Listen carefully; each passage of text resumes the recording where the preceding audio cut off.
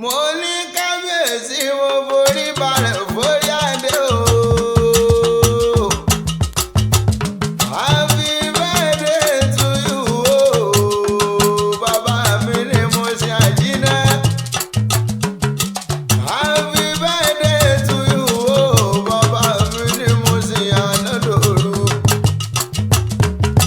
Bàbá mi àṣẹ ìsàmọ́dún kẹsẹ̀ tẹ̀mí tọmọtọmọ lọ́lá lọ́wọ́ wa. Bàbá mi His Royal Majesty Aláyélúwà Fatai Àyìnlá o. Olúmúṣin ní sọ́jọ́ bí lónìí o. Every March 11 ni bàbá mi sọ́jọ́ bí o. Bàbá mi ọdọọdún làárọ̀ rógbó, ọdọọdún làrá wòsá o. Bàbá mi Àìlérù ọdọọdún làárọ̀ mú mi lórí àtẹ, ọdọọdún ní ìsápòrúwé. Bẹ́ẹ̀ ṣe sọdún èyí á ṣe tẹ̀mí tọmọtọmọ lọ́lá lọ́wọ́ wa. Orí ọlọ́dún òní dé kọ́ lọ́dún ọmọ ọdún ẹ̀ lọ́dún o. Òjòjò ní ṣòwò kọ́mọ́lé nájà kókókó lárọ̀ dálé. Ẹ̀gbọ́n náà ṣe kí wọ́n pè é bí ológun ẹrú o. Ṣé kí wọ́n pè é bí ọlọ́gbọ́n ìpọ̀pà. Bàbá mi Àìlérù ni mo ṣe àjínà. Bàbá mi òye ṣeṣe níbà ọmọ ọlọ́jà náà dòru. Àìlérù bàbá mi ọmọ àdòkúta ṣẹ̀gbẹ́sùn kó lè rọ òbí pé kúrọ́ lóru ni. Bàbá mi ẹ̀yin ló kó mi borí òkè o. Ẹ̀yin lọ́mọ òkò mi bó sì kà kó sì ká lè fẹnu ẹ̀ wúre. Ṣé bẹ́yìn lọ́mọ dáṣọ fẹ́rìhàn tó tún dáṣọ fẹ́gún? Ọmọ arílé wọn ni kò yí ọlọ́lá rè o. Àyìnlá o bàbá mi ọmọ òkú bíbí re. Òjòjò ní so bàbá mi àìgbọ́kú ọkọ́.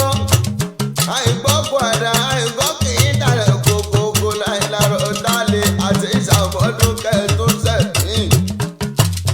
Ọkọ olórí sábẹ́ àtàwọn pé Àìlérù bàbá mi mo kí yín o.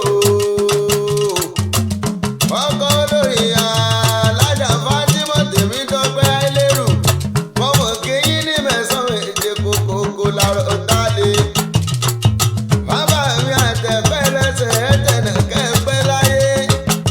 Bẹ́ẹ̀ ṣe sọdún èyí ẹ̀ ṣe tẹ̀mí tọmọtọmọ ìgbà ọdún kan ní bàbá mi Àìlérù àṣẹ ìṣàmọ́dún kẹ́ẹ̀tún sẹ̀mí. Bàbá mi kábíyèsí o, ọmọ òkúkú ní kún ẹ̀yìn lójú.